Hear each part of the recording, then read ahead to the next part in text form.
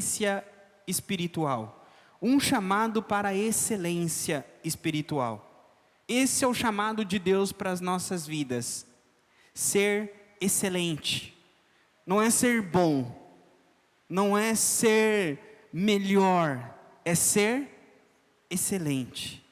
Nesse versículo, Paulo fala aí, façam ainda mais. Parece, né, aquelas palavras que os nossos pais nos dizem quando pegavam os nossos boletins da escola, né? Pelo menos o meu é assim: filho, tá bom, mas pode melhorar. Filho, tá bom, mas pode melhorar. É isso que o apóstolo Paulo está falando à igreja de Tessalônica. Ó, joia para vocês, está muito bom, mas pode melhorar. Pode melhorar. Nós vemos isso porque o apóstolo Paulo, ele vem falando para eles, que eles conheciam a palavra. E nós chegamos agora no capítulo 4, e o capítulo 4 começa com essa palavra: finalmente. Finalmente. A de vocês está assim, finalmente? Ou do que resta? Quanto ao mais, finalmente. Significa, olha, agora chegou naquilo que eu gostaria de falar. Sabe, não significa somente que ele está chegando ao fim da carta, mas que tudo aquilo que ele disse antes é uma ponte, é um pretexto para aquilo que ele vai dizer agora. E agora, daqui para frente, são exortações. Ele começa a exortar, a aconselhar: olha, baseado no que eu disse para vocês, baseado no que eu já falei para vocês, esse deve ser o resultado na vida de vocês. Todo conhecimento bíblico precisa ter um resultado prático. Não adianta nada conhecer a palavra, ler a palavra, mas não ter a prática na nossa vida. Por isso que o apóstolo Paulo, do capítulo 1 até o capítulo 3, fala do conhecimento, fala do entendimento, fala do ministério dele na vida deles, e ele fala assim: agora vocês devem viver dessa maneira. Ele vai falar de pureza espiritual, ou seja, ele fala aqui da excelência espiritual, que é o que Deus nos chama, mas para alcançar essa excelência é necessário pureza. Então ele vai falar da pureza em relações sexuais, ele vai falar de pureza em relação de amar os irmãos, ele vai falar da pureza em relação ao nosso trabalho. Esses temas vão ficar para próximas quartas-feiras, mas ele está falando disso, da excelência que vai se espalhar em toda a nossa vida. Agora, como andar, como buscar essa excelência? Por que essa excelência? O apóstolo Paulo fala que essa excelência, esse fazer mais, ele deve ter um desejo dentro do nosso coração. Não tem como buscar essa excelência se não tiver um desejo no nosso coração. E qual que é o desejo do coração? Versículo 1 ele fala: olha, finalmente, irmãos, vocês aprenderam de nós como devem viver para agradar a Deus. E aí ele fala: façam ainda mais. Esse fazer ainda mais é se esforçar para melhorar, e o resultado é agradar a Deus. A nossa excelência espiritual agrada a Deus. Por isso que nós devemos melhorar sempre, porque nós devemos buscar sempre agradar a Deus. Não é agradar o homem, não é agradar ao pastor, não é agradar a mim mesmo, não é agradar ao meu cônjuge, não é agradar a minha mãe, não é agradar ao meu pai, é agradar a Deus. Muitas das vezes nós fazemos coisas para agradar a Deus que não nos agradam. Muitas das vezes nós fazemos coisas para agradar a Deus que não agradam o nosso cônjuge. Muitas das vezes fazemos coisas para agradar a Deus que não agrada nossos familiares. mas devemos sempre agradar a Deus e não agradar as pessoas. Essa carta de 1 Tessalonicenses está repleta dessa palavra agradar. Olha que interessante. Capítulo 2, versículo 4.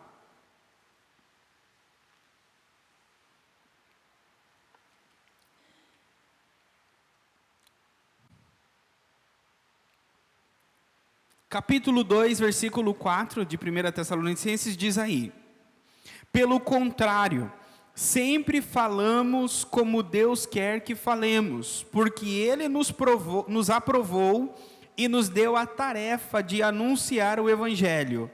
Não queremos agradar as pessoas, mas a Deus, que põe à prova as nossas intenções. Paulo não queria agradar pessoas, mas queria agradar a Deus. Capítulo 2 ainda, versículo de número 12. Nós os animamos e aconselhamos para que vocês vivessem de uma maneira que agrade a Deus. Capítulo 2, versículo 15. Foram os judeus que mataram o Senhor Jesus e os profetas, e também nos perseguiram. Eles desagradam a Deus. Quem persegue a igreja, quem mata os profetas, quem persegue os filhos de Deus, desagrada a Deus. Então existem aqueles que agradam a Deus e existem aqueles que desagradam a Deus. Qual time é o seu? Qual lado você está? Você está entre aqueles que agradam a Deus ou você está entre aqueles que desagradam a Deus? Aí ele continua. Capítulo 4, versículo 1, nós lemos, né? Finalmente vocês aprenderam de nós como devem viver para agradar a Deus. Então, agradar a Deus, esse é o chamado da excelência espiritual. Nós buscamos a cada dia melhorar, porque nós queremos agradar aquele que nos chamou. Paulo vai dizer em 2 Coríntios, capítulo 5, que o amor de Cristo, ele nos constrange. Um morreu por todos, logo todos morreram, para que aqueles que vivem não vivam mais para si mesmo, mas por aquele que morreu e ressuscitou. Que ele está dizendo o seguinte: eu fui tão amado por Deus, Deus fez tanto por mim, que o tanto que Ele me amou me constrange.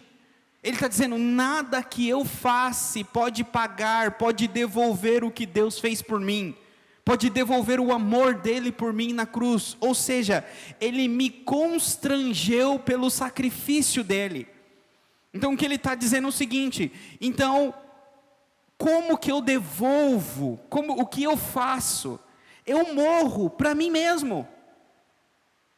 Eu não vivo mais para mim, eu vivo para Ele. Um morreu por todos, logo todos morreram. Todos nós morremos. Quem quer agradar a Deus precisa morrer para si mesmo. Eu lembro uma vez, acho que eu já até contei essa história, quem não estava aqui vai ouvir de novo. Eu fui para uma viagem missionária, se eu não me engano era no interior do Maranhão, e voltando de ônibus, eu estava sentado, cansado, e ouvindo o missionário Edson Teixeira contando as experiências deles para umas pessoas que estavam em volta. E ele estava contando experiências que ele tinha ido para países perseguidos, que quase tentaram matá-lo por conta da pregação do Evangelho. E ele sofria risco de vida por ir em alguns países por conta do Evangelho. E eu lembro até hoje que um jovem, um adolescente, perguntou para ele: você não tem medo de morrer? Ou seja, você vai em lugar onde as pessoas estão armadas com metralhadoras, e se souberem que você está indo com essas Bíblias, eles vão te matar. Você não tem medo de morrer? Ele falou assim: eu já morri. Ele falou isso para a menina: eu já morri. Ele está dizendo o seguinte: a minha vida não é mais preciosa para mim. Então, se eu estou no campo missionário, fazendo a obra de Deus, cabe a Deus o momento que Ele vai cessar o meu respirar. E quando Ele o fizer, louvado seja o nome do Senhor.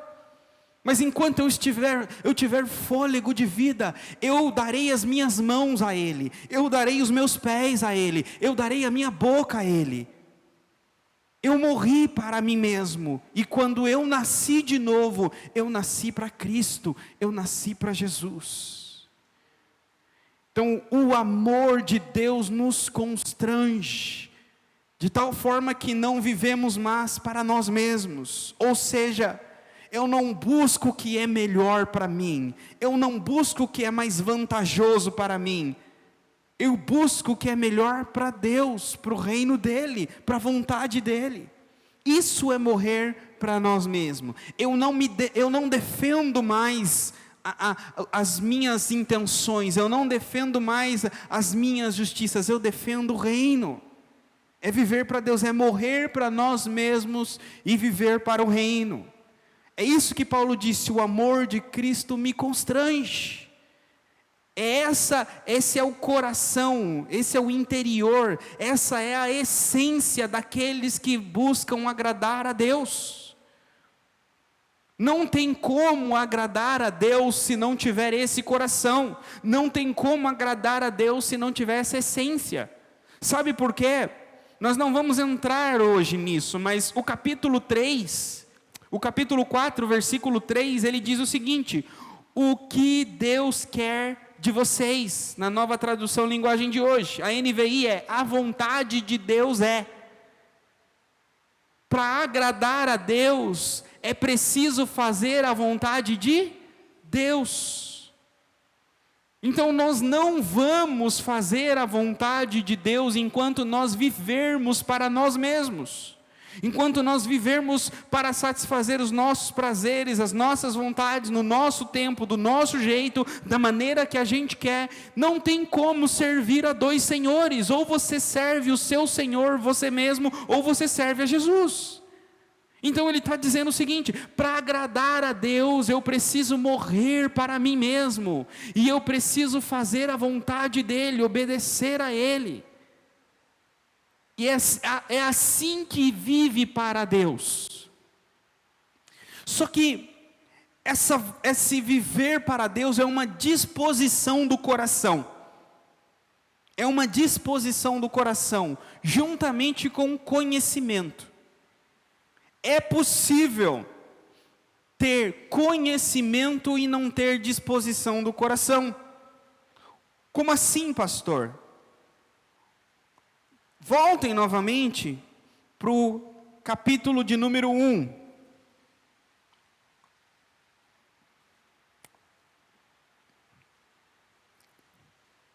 Capítulo de número 1, versículo de número 5. Paulo diz: pois temos anunciado o evangelho a vocês, não somente com palavras, mas também com poder, com o Espírito Santo e com a certeza que esta mensagem é verdade. E aí vem: vocês sabem. É isso que está na Bíblia de vocês? No versículo 5 tem essas duas palavras: vocês sabem. Sim ou não? Então significa que Paulo sabia que os tessalonicenses sabiam de alguma coisa. Sim ou não? Paulo está dizendo: olha, eu sei que vocês sabem. Vocês sabem. Continua. Capítulo 1 ainda. Desculpa, capítulo 2, versículo 1. Vocês sabem. Capítulo 2, versículo 2. Sabem também. Capítulo 2, versículo 5. pois vocês sabem. Capítulo 2, versículo 11. Vocês sabem. Capítulo 3, versículo 3. A fim de que ninguém fique desanimado por causa das perseguições, vocês mesmo sabem. Sabem muito bem. Capítulo 3, ainda versículo 4. Porque quando estávamos com vocês, nós avisamos que íamos ser perseguidos, e como vocês sabem. Capítulo 4, versículo de número 2. Pois vocês conhecem. Eu fui falando todos os versículos, foi passando na tela, essa pregação vai estar no YouTube. Pegue depois cada versículo, acompanhe em casa, e vocês vão ver. Paulo sabia que a igreja de Tessalonicenses, eles tinham um conhecimento. Eles não eram leigos na fé. Paulo teve um tempo com eles e conseguiu ensiná-los. Só que esse conhecimento, ele precisa agora ter a disposição do coração. O que é a disposição do coração? É o desejo, é a vontade, é o anseio de querer melhorar para Jesus. É o anseio de querer agradar a esse Deus que morreu por nós. O salmista vai dizer que assim como a corça anseia pelas águas, deseja as águas, assim a minha alma anseia por ti. Tem um desejo dentro de nós, insaciável por Deus, é uma fome de Deus. Nós dormimos pensando nele, nós acordamos pensando nele, e passamos o dia pensando nele, porque nós queremos agradá-lo. Nós pensamos 1000 maneiras, como eu posso agradar o meu Deus hoje? Como eu posso agradar o meu Deus nesse local aonde eu estou? Como eu posso agradar a Deus com a minha vida? Como eu posso agradar a Deus com os meus olhos? Como eu posso agradar a Deus com a minha boca? Como eu posso agradar a Deus com as minhas mãos? Tudo que vocês fizerem, façam para a glória de Deus. Paulo então estava preocupado em ter uma igreja excelente. E eu, como apóstolo Paulo, eu também quero ser pastor de uma igreja excelente. E é isso que o apóstolo Paulo, como ele falou para os Tessalonicenses, eu falo para vocês, irmãos. Olha só, o que o apóstolo Paulo eu falo para vocês. Capítulo 1, versículo de número 3. Pois lembramos na presença do nosso Deus e Pai, como vocês puseram em prática a sua fé, como o amor de vocês os fez trabalhar tanto, e como é firme a esperança que vocês têm no nosso Senhor. Paulo está dizendo, olha, vocês têm fé, vocês têm amor, vocês têm esperança. Eu tenho visto o Espírito Santo agir na vida de vocês, transformando vocês. Eu tenho visto, eu tenho certeza que vocês foram escolhidos por Deus, que essa é uma igreja abençoada. Eu tenho certeza disso, tenho visto mudança na vida de vocês. Mas irmãos, dá para melhorar. Dá para melhorar.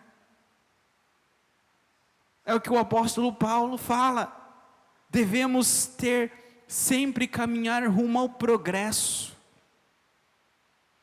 Que seria de nós se nós nos acomodássemos com a nossa espiritualidade? Que seria de nós se nós justificássemos as nossas falhas presentes, né? Olhando para o passado? Como assim, pastor? A gente tende a justificar as nossas falhas, dizendo assim, não, mas eu era pior. Tá, Mas porque você era pior ontem, está tudo bem você falhar hoje? Não. Vamos para o progresso. Não deve ser justificativa. Não estou dizendo, não sou aquele pastor que fala assim, não, você não pode falar isso. Você está totalmente errado se você ficar justificando. Não, eu sei que nós somos falhos, mas eu acredito que é muito melhor, ao invés de nós falarmos o seguinte, olha, eu errei hoje, mas ó, eu estou melhor do que eu estava ontem. Melhor do que isso é falar o seguinte, olha, ontem eu estava pior, hoje eu estou melhor. Então eu acredito que o mesmo Jesus que me transformou de ontem para hoje, pode me transformar de hoje para amanhã. Eu me arrependo do que eu fiz hoje, e Senhor, amanhã eu não quero ser o que eu fui hoje. Amanhã eu não quero fazer o que eu fiz agora. No futuro, eu não quero ser o que eu sou agora. E o futuro, irmãos, não é um futuro tão distante. O futuro ainda é hoje. Se você errou de manhã, procura não errar à tarde. O futuro não é, depois, antes de chegar a campanha do clamor, eu mudo. O futuro não é um domingo antes da ceia, que a gente quer mudar, né, para ceiar. Não, se a gente errou de manhã, melhor à tarde. A palavra de Deus diz para a gente não deixar o sol se pôr sobre a nossa ira. Ou seja, não vai dormir com o coração magoado, não vai dormir com a alma pesada. Dobra os joelhos, ora, confessa, se arrepende na presença do Senhor e deixa que Ele te dê um sono leve, deixa que Ele te dê um espírito leve. O que você ganha se você dormir com a cabeça cheia e acordar no outro dia com a cabeça mais cheia ainda? Como vai ser o seu dia? Como você vai agradar a Deus? Se você coloca amarras e pesos sobre o teu espírito, então Paulo está dizendo, vamos caminhar para a excelência e para o progresso. E para chegar nesse progresso, para agradar a Deus, é necessário sim ter conhecimento, porque Paulo diz, vocês sabiam, mas também é necessário disposição do coração. Outra coisa que é necessário para ter esse progresso, quem não tiver, nunca vai progredir. Olha o que o apóstolo Paulo diz. Pois vocês conhecem os ensinamentos que demos pela autoridade de Jesus. E antes aí no 1 ele diz, pedimos e aconselhamos em nome do Senhor Jesus. Ele está dizendo o seguinte, olha, eu peço a vocês, eu aconselho vocês, como pastor de vocês, eu faço um pedido, e como pastor eu dou um conselho. Paulo está dizendo, olha, eu peço, é o meu desejo, e eu rogo a você em nome de Jesus, ou seja, na presença de Jesus. O que ele está dizendo é que é Jesus que é aquele que capacita-nos para esse progresso espiritual, é em nome de Jesus. Esse progresso espiritual vem de Jesus. Ou seja, não é em nenhuma bula, não é em nenhum local humano que se encontra, é Jesus. Quando nós habitamos em Cristo, quando o Espírito Santo habita em nós, o Espírito de Deus nos capacita a progredir na fé, a avançar na fé. Quem não tem o Espírito de Deus não quer agradar a Deus. Quem não tem o Espírito de Deus quer agradar a si mesmo. Somente quem tem o Espírito de Deus, que muitas das vezes desagrada a si mesmo para agradar a Deus. É o Espírito Santo que muitas das vezes tira o doce da carne da nossa boca, não é? Senhor, estava tão bom, mas não me agradava, o Senhor diz. e a gente que diz não. Ou seja, é em Jesus, é o Espírito Santo que habita em nós, que nos capacita a agradar a Deus. O problema é que quando nós não temos o Espírito Santo, nós não iremos agradar a Deus, não faremos a vontade de Deus. E uma igreja que não tem o Espírito Santo não progride espiritualmente. Uma igreja sem o Espírito Santo, ela vira uma igreja carnal, ela vira uma igreja de shows, uma igreja de negócios, uma igreja de apenas mudanças exteriores e humanas, superficiais e religiosas, uma igreja sem essência, uma igreja sem transformação interior. Uma igreja cheia de santos nos domingos e cheia de demônios de segunda a sábado, no seu trabalho, na sua casa. Porque as pessoas só são aos domingos. Por quê? Porque não tem o Espírito Santo. O Espírito Santo é o pastor dos pastores. O Espírito Santo é o meu melhor amigo. É Ele que me ajuda a pastorear vocês. Porque quando eu não estou do lado de vocês, é Ele que fala no ouvido de vocês o que eu falaria se eu estivesse lá. É Ele que observa quando vocês vão fazer alguma coisa que desagrada a Deus e fala para vocês, esse não é o caminho. Se o pastor Johnny estivesse aqui, ele ia falar isso para você. É isso que o Espírito Santo faz. Ele aplica a palavra de Deus na nossa vida, longe dos olhos do pastor, longe da igreja. A gente vive uma vida que agrada a Deus no mundo. É fácil viver uma vida que agrada a Deus na frente dos irmãos. Quero viver uma vida que agrada a Deus lá fora. Quando as pessoas te tratam mal, te desaforam, entram na frente da fila, te maltratam, é o Espírito Santo que nos capacita. Logo, então, Paulo está dizendo que é em nome de Jesus. É em nome de Jesus. Eu estava me preparando para essa mensagem e eu ouvi um pastor pregando sobre esse texto e ele contou a história de um outro pastor, um pastor chamado Jonathan Edwards. Para quem não conhece, o Jonathan Edwards foi um pastor americano. Se eu não me engano, ele viveu na época de 1746, 1745. E ele foi pastor de uma igreja numa cidade de Northampton por 23 anos. E Jonathan Edwards é conhecido por ser um dos maiores filósofos, pastores, um homem cheio de Deus. Um pastor que toda a igreja queria ter. E esse pastor, ele foi pastor por essa igreja de 23 anos, esse Jonathan Edwards, e com 23 anos a igreja expulsou ele. Eles fizeram uma reunião e decidiram mandar o pastor embora. Mandaram ele para a rua e ele ficou meses sem ter o que comer. Ele e a família. E por que mandaram o pastor embora?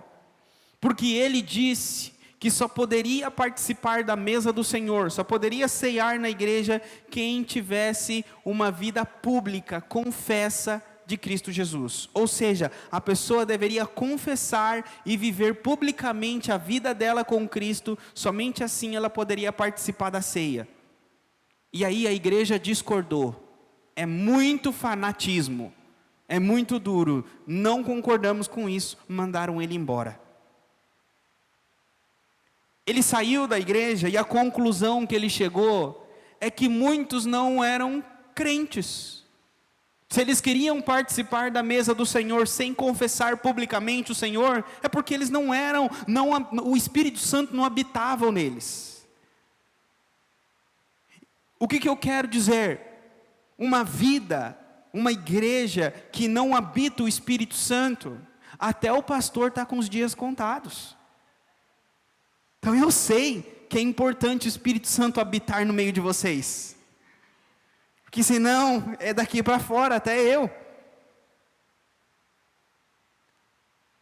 Agora, tirando a brincadeira, quando o Espírito Santo não habita em nós, até Deus a gente expulsa da nossa vida. Deus não é bem-vindo no nosso meio. Nós conhecemos muito bem aquele texto que diz que Jesus, eis que estou à sua porta e bato, se alguém ouvir a minha voz e abrir a porta, eu entrarei na sua casa e com ele cearei. Quem não tem um Espírito Santo, ouve o bater do Espírito e fala, Deus o livre, some daqui. Não quero você dentro da minha casa. Porque você vai entrar, você vai querer trocar o sofá de lugar. Você vai querer que eu mude o azulejo. Ou seja, a partir do momento que você entrar na minha casa, a minha casa não será mais a mesma. Eu deixo de ter a última palavra sobre a minha casa. Quando eu abrir para você entrar, é você que vai dizer como minha casa vai ter que estar. E por isso que o Espírito Santo, nós expulsamos eles, deixamos eles de fora. E Paulo fala, quem tem o Espírito Santo, agrada a Deus. Quem tem o Espírito Santo, progride na fé. Quem tem o Espírito Santo, faz a vontade de Deus. Quem tem o Espírito Santo, vence a carne, vence o mundo, vence o diabo. Quem tem o Espírito Santo, sobe com Jesus nas nuvens e vai morar na eternidade com Deus. Quem tem o Espírito Santo, vai colocar em prática as exortações de Paulo.